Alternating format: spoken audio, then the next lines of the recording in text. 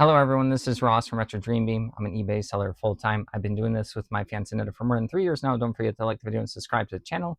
So this is going to be something a little bit different. I'm just going to talk about a bunch of different stuff of like how we do eBay and just like all the stuff that we do different. Usually I've been holding off on this video because I know like a bunch of different people. I know this is stuff that like other people would disagree with, but this is how we do our eBay. This is actually what's made us get to the point where we can do this full time. This is not advice for other people. Whatever strategies you are using and they're working, go ahead. I don't think that this strategy or all these things I'm about to talk about fit everyone and every item. I see all of this stuff as there's a bunch of different things to sell, and everything just kind of has its own thousands of variables that change how you sell them or how you look at them. So the first thing that I want to do is we do calculated shipping on everything. And the reason why is when I sit back and think about this calculated shipping versus flat or free shipping, I think, in my opinion, free shipping is kind of a dying strategy, at least for me in my head. So hear me out. I know a lot of people do free shipping. The post office is going to be raising their prices even more, and I believe there's still 6 more years at least of this 10-year plan. So as these prices get raised, the people who have free shipping on all their stuff, they're going to literally have to go through their shop and change everything. Or maybe they might forget to do it, and then some stuff's going to slip through the cracks. And also, in general, I think that free shippers, or in my mind, the goal, what I would think for free shipping would be you're trying to, it's like a strategy to have a certain type of customer think that your item is like cheaper.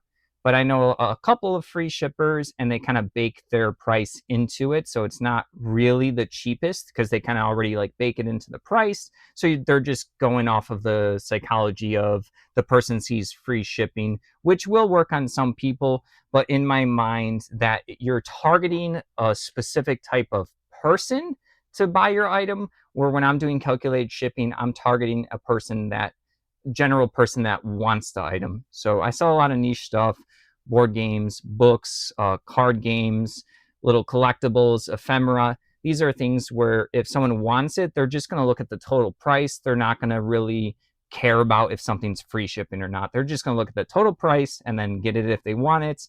And then usually some of these things, or a good amount of these things I have, there's not too much out there, or I'll have more knowledge of the particular category or the item, like knowing what's has a board game promo, why these partial pieces would be going to someone versus someone else. So I know there's a lot of items out there, but yeah, back to the free shipping. I think it's a strategy for a person, where my calculated shipping is a strategy just for like the items in general, or at least that's how I think about it. I think this I'm not for sure on, but I believe the last price increase from the post office, the people who do free shipping, eBay gets a discount if you print their labels. I believe they did not get increased. So they didn't feel this time. I do, in my opinion, think this will change at some point. I don't know how the deal with eBay and their discounted shipping labels with the post office will work forever. So I do think at some point that's going to change. We'll see. Like I said, there's still this plan that's 6 more years, but they're going to have to like rethink about everything. And like I said, since they already baked the price into it, it's not the cheapest anyways.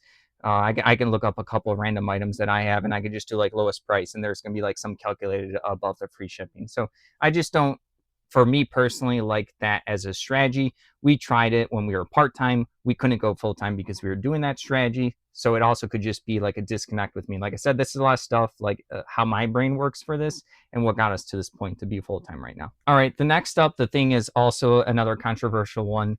This is going to be, I don't really care too much about comps. Yes, that's correct. I don't really care too much about comps. A lot of stuff I'm selling, there's a couple of reasons, and we'll go through one example for one of them. But the first thing is I actually just like to look at actives. Some of the stuff I'll have, like I said, I'll have more knowledge or something. So I'll know a little bit more about who's going to want it. So I'll just look at like a complete board game, and then I'll look at like what these individual pieces will sell for. Or if I have something and not too many people have it, I will sit there and think about like the price point of someone like who can afford this type of thing. If I go into the comps, I see comps kind of as super, like today is such a fast-paced environment, especially with the internet, where I literally see like sold listings as if that information's almost outdated. And here's the example of an item, and we've sold it recently, where if I was going by comps, would have missed out on a bunch.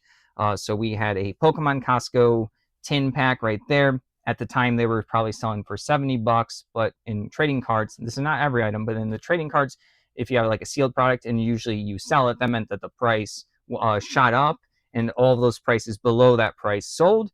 So if I would then go, we had another one. If I went and relisted and used the comps, it was $70 is what they were selling at, but the real current price in active was $90, $100. That was like what the actives and what the next incoming price purchase was going to be. Comps like take a little bit to catch up, and then cards, have like a little bit of a delay. So after all the $70 one sold, if I would have taken that serious, I could have listed another one for 70. It would have been sold, and we ended up actually selling those at $90. So that's just an example of how I think that the internet's just really fast, and it really does depend on the category. That doesn't mean I completely ignore comps. I just happen to have like, I'll run into more niche stuff. So like, one, there might not even be too many comps out there, and sometimes there's only maybe a couple actives that I get to look at. So I'm more thinking about that. Oh, the next one is, they're kind of like, yeah, I guess they are separate, but the first thing is going to be offers. A lot of people do not like to do offers. They just like, I know a couple people who just really, they don't turn them on. They get bothered that they get lowballed, and I just feel like it's there's a lot of people that are really stingy on their price. And I guess if like you, like I said, if your strategy is about calculating down to like the certain penny and dollar, but like I just feel like most of our stuff sells in offers. That is part of our strategy overall. So, but like I just feel like completely ignoring offers and being like mentally annoyed by them, I don't know, it just feels like a miss for me. For other people, like I said, there's other strategies for other stuff, but like the lowball offers don't really bother me. Like, I just consider a sale when it's actually like paid for, and then I'm even one step above that. I want to make sure it's delivered. I want the feedback. To me, that's like when the sale is done. So yeah, the offers just don't really bother me. I guess I understand someone could be annoyed if they're doing like what, like part-time or something. They don't want to be constantly checking their phone. It is a lot of work to keep track of it. I have an editor that helps me and does most of the offers, but they like the low offers. They kind of like, when you have them on for a while, we have them on, I think, almost all of our items. You get desensitized to that. You take out like the emotion of like being bothered by a low ball offer. You have to assume like other people are going to try. If you're going to put offers on and you don't put a minimum offer amount, people are going to try. I guess you like can't blame them. Next thing is returns. I know a lot of people really hate returns. They don't like turning them on. It absolutely bothers them. Everyone's thinking everyone's a scammer, buyer scammer, seller scammer. We have returns on. We've probably had like, I don't know, like 20, 30, 40, or 50, but it's over 5 years since part-time. So that's like essentially what, one every few months or something. It's not that often. It does suck when they happen, but if you walk into like most stores these days, they'll just have like a full, like a return shelf. It's just kind of like one of those weird things where it's just part of doing the business. So you should turn it on, because you are telling the customer that you trust them now at that point. Because if you don't have returns on and you're selling like an electronic, or like, I don't know, like a card box or something, what do you think the buyer is going to be thinking? They're going to be thinking, oh, I can't return this if this person's has an issue. Therefore, they're not trusting me. I don't trust them. It just be kind of, I feel like you lose like a little bit of customers by not having returns on.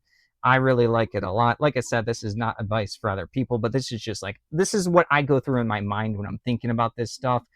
Like, that's, you want to show people, throw them the good faith, throw them the bone, and say like, hey, we have on returns. And then I feel like it opens up the door to less of the actual scams and stuff. All that stuff still will eventually happen, but it's actually just like a drop in the bucket. Whenever I get like a return or something, if it's bothering me, I literally just go, I drop what I'm doing. I list like 5 items, because I'm like, that's a better use of my time than like getting upset. I'll be focused on something else. I get over the thing I'm mad at, and in my head, I'm like, okay, well, I'm making money instead of being upset, right? Obviously, listing items isn't making money, but eventually it will. So later on, that item will sell, and I'll be like, oh yeah, that's because I was not focusing on being upset about a return, and I just went and did something real quick. Speaking about being annoyed from stuff, we do have like a high customer service, but then we also have a high amount of blocks on our block page. We will block a lot of people. You can kind of just eventually get to the feel of like when you can tell someone's not, like, we consider a customer when they've like purchased something, but like someone who's like asking way too many questions, it's getting out of control. we just hit the block button. We're not like going to give these people a chance. There could be issues. I'm not talking about like one message where they go like, what's the size of that, let's just say like whatever, purse. We don't sell purses, but what if they're just like, what's the size of that purse? I'm not going to be like block right there. But if they're like, oh, that purse looks like it's ripped there, I really don't like ripped purses, yeah, that item looks a little dirty. Is that dirty? I need super clean things. Are you going to wash it 20 times? Are you going to flip it upside down? Like, when are you going to package it the way I want?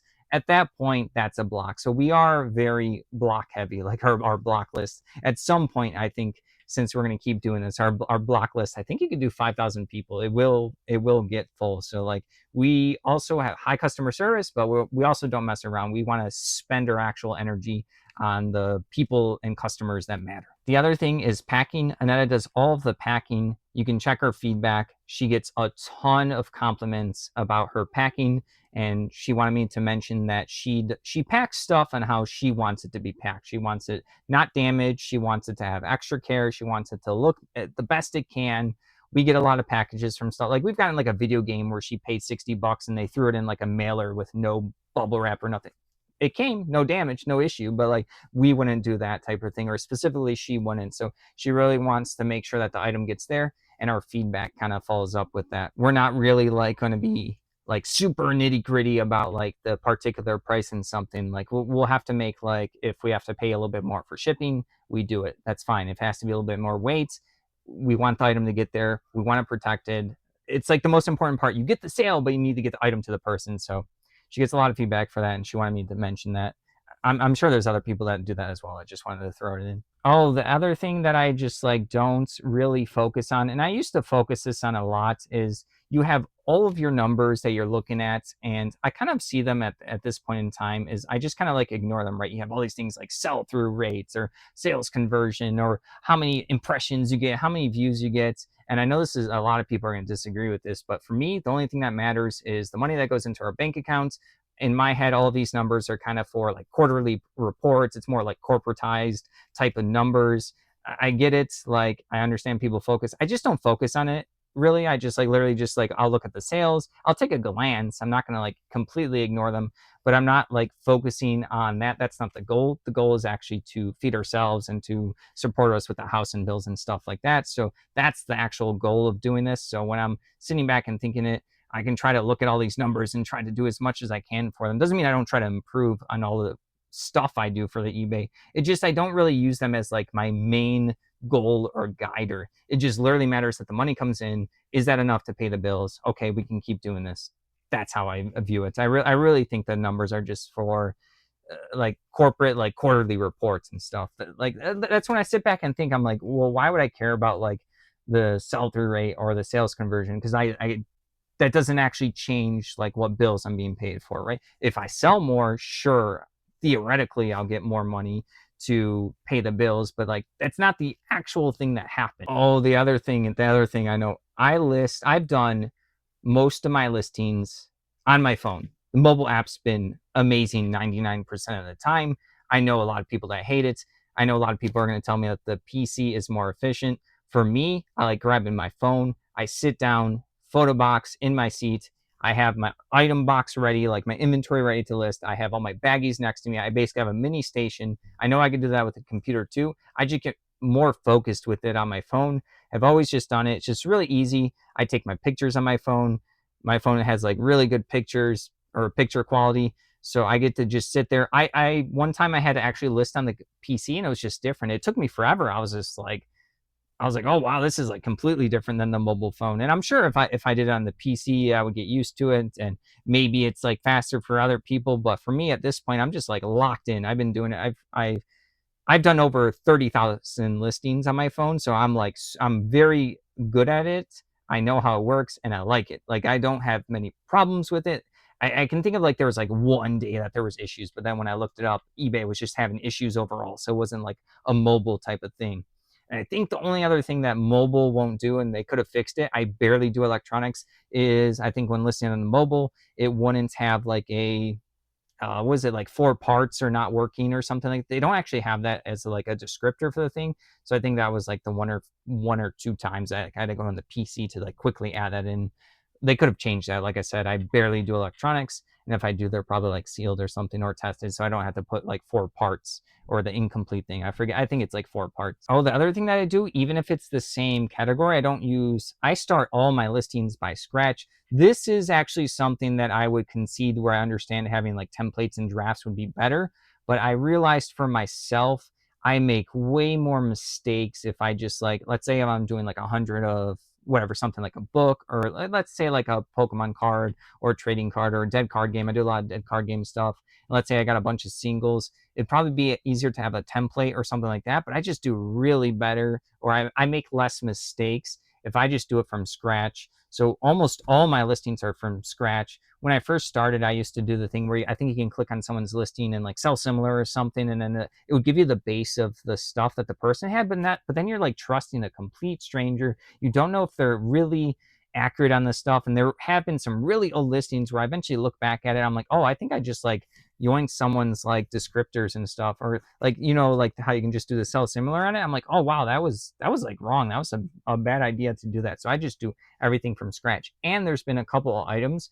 There was like a Kingdom Death shirt I had where when I went back to like look at it again, a bunch of people were actually taking my listing and my title. I was kind of like proud. I was like, oh wow, I used to, like when I first started, I would do that for a couple items, and now like people are actually respecting my titles and stuff. So I thought that was pretty cool. There was a couple other items, I don't remember the exact names, but then I ended up getting more of it, and I was like looking it up on actives, and I saw how everyone was using like very similar things like that I was doing. So I was like, okay, I must be onto something. Or so I just start everything from scratch. It works better in my head. I make less mistakes. Like I used to mess up like what bins things were in, so it was becoming a disaster. So I do think that the templates and stuff will be better for someone else, but not for me. The other thing that I don't really like, I've talked about this before a long time ago. I don't think like a dead pile is like a real thing. It's like I almost feel like it's like a internet eBay term or something like that. Like it's a thing that a bunch of people talk about. It sounds dramatic, right? Like a dead pile is just like when people shop for a bunch, it goes into like a spot and then they never list it. I actually go through everything and list it. So I get a bunch of bulk purchases. So I just consider it inventory. A lot of stuff I have, if it doesn't get listed right away, it might even go up in price just because it's like maybe it'll be a year later I get to it and it'll be like a board game or some pieces, and now it's even more rare, or the company's not around anymore. Like there's a lot of issues with cool miniatures or not. So like I have a lot of like zombie side and other stuff just like throughout the inventory that I have here. So I just don't really consider a dead pile. It's also like a negative term. It's very dramatic. It's just straight up stuff you're going to list. I feel like if people are like, if you keep saying something like, oh, it's dead pile, dead pile, dead pile, you're just putting yourself in like a mental state of like, you're making it a reality at that point. I know it sounds like a little, was it like goofy or something, but I really do think the way you frame it matters. And for me, it's just inventory. It's just straight up inventory. I believed in the dead pile at some point, but then I ended up listing everything. So I'm like, why am I calling it a dead pile? I would say like, oh, that stuff in the corner is a dead pile. And then one time, and I was like, just go ahead and list it. And I listed. I'm like, okay, cool, it's listed. There you go. I was like in a bad mental state about it. So I just don't think about that anymore. Cheapest price. A lot of people do the cheapest price strategy. And I'll say this, where we don't list the cheapest price, but sometimes we sell in the cheapest price, if that makes sense. We have offers on, and we will lower our price for combined orders when people send offers on. I just don't know if it's the best strategy, because I think that, or at least for me, it's not the best strategy, because if you have like these rare things and stuff, but if you start putting them as like really cheap prices, people are almost going to glance over it. I want to just like give you an example. I'm sure there's a lot of people who they'll literally just skip clearance, like maybe at like a grocery store or like a retail store. You'll just skip clearance because you're thinking it's cheap, it's junk, right? So I think that's, in my mind, how I think about pricing stuff. I don't really want it to be the cheapest possible type of thing there. I know a lot of people that do cheapest, and I think that they think that it's going to be the first one that sold. And I've seen a lot of people who will get in their head, they'll be like, oh, my like whatever book was $10, but why was there one that sold for 15 afterwards? Why for 19? There's so much variables going on for why people buy stuff. I want you to look around you. I guarantee everything, not everything, I guarantee there's a lot of stuff around you that is not the cheapest. So that's not what everyone uses to purchase stuff. So for example, this shirt, it's a Clank shirt, right? This isn't the cheapest possible shirt I can wear. I still have it, right? I want to think of people have a lot of different foods, and who knows, are they branded? Were they actually the cheapest possible that you could get from the cheapest store that you could get? There's just too many variables that go into people when they shop. It could be the right price to the right person at the right time. It could be their mood. It could be the algorithm brought it up on their phone. It could be something that they just like had an impulse and they just purchased. I think like price is a thing that matters in there, but I literally think there's like hundreds of variables that go into like when someone purchases an item. And I don't really think it's the cheapest, just because I see how people like treat cheap clearance items, if that makes sense. That's how I think about it. I'm usually in like the middle, sometimes even higher price zone, but we do have offers on and we will accept offers. So like I said earlier, we don't price the cheapest, but sometimes we sell at the cheapest. We also do combined shipping. I know there's a lot of people that are, like I said earlier, they're very rigid on their like tight prices. I get it, but like that's just not like how I think about it. I sit there and I think about how to like interact with the customer. Combined orders is a point of contact with your customer where they will ask you like, hey, can you do combined shipping? And there are people out there that nope, price is baked in. And that's also the problem when you bake in the price into the shipping and the free shipping, and now all of a sudden you're super rigid, and now the customer might be like, they're just like, they just wanted to know. So now we go like, yes, we do combined shipping. Now we can talk to them. They might ask a question. Do you have more of this item? Can you keep an eye out for this? And then what else do you have? So it then opens up like an actual dynamic of talking to the person. And then we do eventually combine the shipping. It's very easy to do. It doesn't cost us any extra. Like we charge the shipping to the customer, so they're paying less because they do know that there are buyers out there that won't do that. But now you're working with them, so now you look really good. Super easy on our end to combine the shipping. It really is. And then we get to do one package for them. Then they're super thankful, and then you're giving good customer service. We feel good. We're selling a bunch of stuff. They feel good. So I really like the combined shipping strategy. It was the actual thing that made us be able to go full time. I just like super helpful. I just think it's really good to have that contact with the customer. It's very brief. It's very subtle. These very subtle things I think are the things that matter more than just like listing cheapest price or free shipping. Those are like very outside on like not contacting the person. Like when someone sees free shipping, if they like that, it's just something that they like, but it's not something that they're communicating with you. Therefore, it doesn't create that kind of like the little details and bonds that you can have like with your customer over something very simple like combined shipping. All right, this one, this is I do this all the time. I know a lot of people in these different hobbies of the stuff I'm buying, where I know they know way more about this stuff, but I ignore them for advice, especially about pricing. Yes, I'll say that again. They know way more about this stuff, but I ignore them when they like teeter into trying to give me advice for pricing and what they think about this stuff, because someone playing a hobby or playing a collectible or collecting a collection or collecting collectibles is different than someone like me who's selling this stuff. I listen to these people, but I don't take their advice. Does that make sense? I listen to them. I listen to what they really enjoy about the game. What are like the little nuances that they like? What promos do they like? What stuff are they purchasing? What stuff are they getting rid of? Why are they getting rid of it? Why do they like it?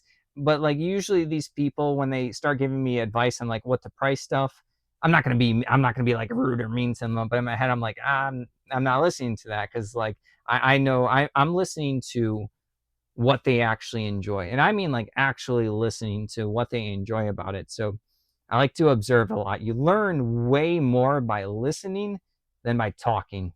I listen a lot to these people, especially when I'm like buying collections and when I'm buying bulk buys from people. I'm really just like, I'm focused. I'm locked into what they are saying, but I will ignore like the pricing advice or something. And anytime I've like actually gone back and like, what's the word? I guess like fact check on how they thought stuff would be priced, I'd be like, okay, yeah, they were completely wrong here. Oh, let me give you an example. I get like older edition Warhammer data cards or like dice and stuff, and then they'll be like, oh yeah, I don't, no one's gonna want that because it's an older edition of the thing, but you can buy it if you want.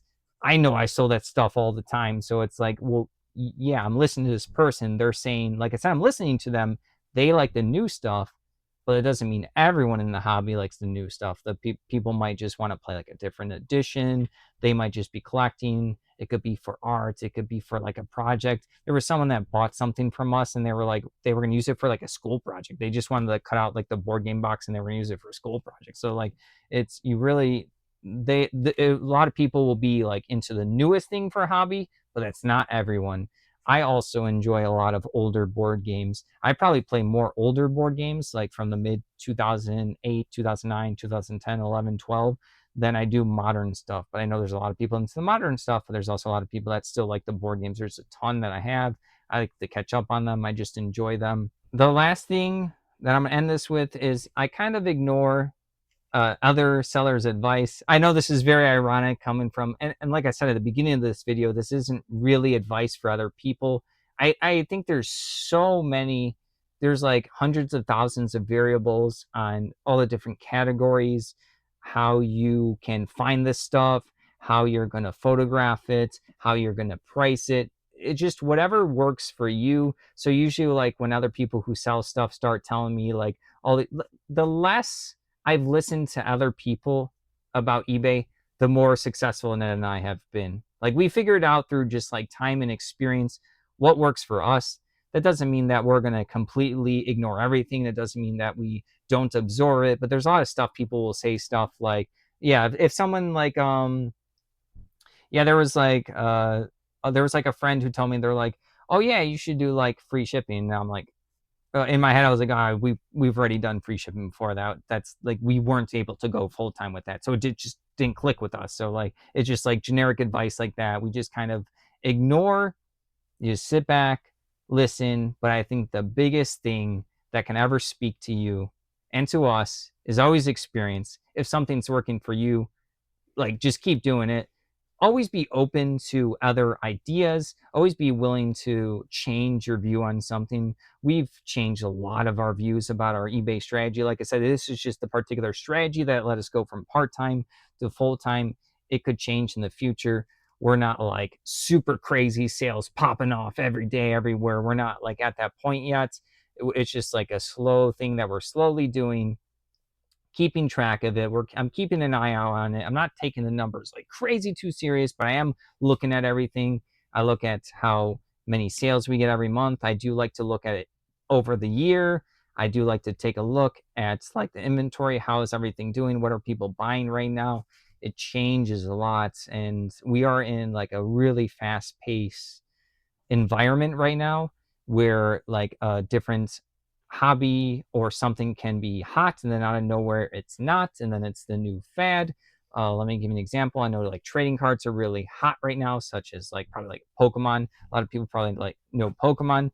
Will that always be the case? You'll never know. We only had like the Costco tins and stuff, and we do get like the older deck boxes, which are pretty cool for Pokemon. It's really hard for us to find. Like, I know it's hot, but we just don't find it that much because a lot of people know it's hot, right? So, and the last thing that I want to talk about here is, and I've changed my mind on this. It used to be about being super focused for super long and being as efficient as possible. Time, fast, fast, fast, fast. Time is your most important factor in everything. You have a limited amount of time as a human. You only have so much time in a day. You only have so much energy, which is so much time you can spend. But I've slowed down my speed, and I just really want to like I'm not like super focused on being like this robot efficiency.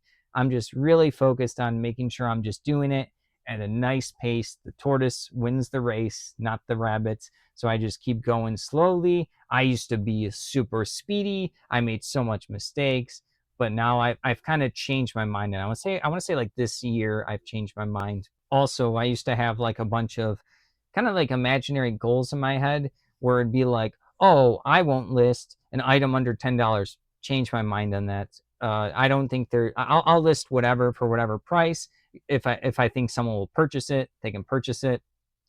I'm not gonna like pick up. I'm not too good enough for like a certain sale price, if that makes sense. If something sells, I just sold a card for like $2.50. I used to have like a made up price for $10, but it was made up. And then I was looking on like a website. I'm like, okay, what's their most popular item that they're selling? Those toothbrushes, right? So like, other they had over 20,000 sales of toothbrushes, and that's under a certain price for a lot of people. And I just completely got rid of that. I used to have a set amount of listings I wanted to do per day. I think this could be good for people if it motivates them to have it. It used to be 40 for me, but now that I've gotten like these, I got like a different type of couple collections where I have to like go through it more, and I can't list 40 a day. And I'm also lower on space in the storage unit. So I learned to slow down and just start going at a slower pace. I'm not like super, oh, you got to list everything within 5 seconds and time yourself. If you actually look it up, you can only focus, like a human can only focus really for about 20 minutes, like that hyper focus. So like that, there, it's not actually like realistically possible to be doing these robotic efficiency for like 8 plus 10 hours, 12 hours. I'll list a bunch. I will sit there and I'll list 8 hours, 10 hours, and 12 hours. I'll just do it at a nice pace. A lot of people hate listing. I actually like listing right now. Listing is my favorite thing. All right, actual final thing. All right, so conclusion, there's literally like millions and millions of variables and selling on eBay and other platforms. If something's working for you, stick with it. I think experience is really going to, like, just doing something over and over again, keeping at least somewhat of an open mind, but also being locked in on the things that start to work for you. Just really focus on them. If free shipping is working for you, lock in on it. If you're like sourcing a certain item and it's just working, even if it's not a thing that like you enjoy and other people enjoy, just lock in on it. Like, just focus on it. But yeah, like I said, all of this is just, it's just straight up like how I view how we are doing eBay. This is the stuff that's been working for us. So I'll be really interested to what other people think. I know some of this stuff is controversial. This isn't to like what's the word? I guess troll people or whatever. This is like how I think about it. And I know I haven't talked about a lot of this stuff because I wanted to like clump it all into one video, because I know there's a lot of people that will not agree with like how we do stuff, but it's working for us. So I just, maybe someone out there, maybe it'll just be helpful, maybe a different perspective, or maybe it just gets people thinking about like what they're doing and have they gone through all of the thought process of why they're doing it, what customer are they trying to attract, what kind of items are they trying to sell, who wants their items. It's stuff that I just think about probably too much. All right, thank you for watching. Don't forget to like the video and subscribe to the channel. Have a good weekend.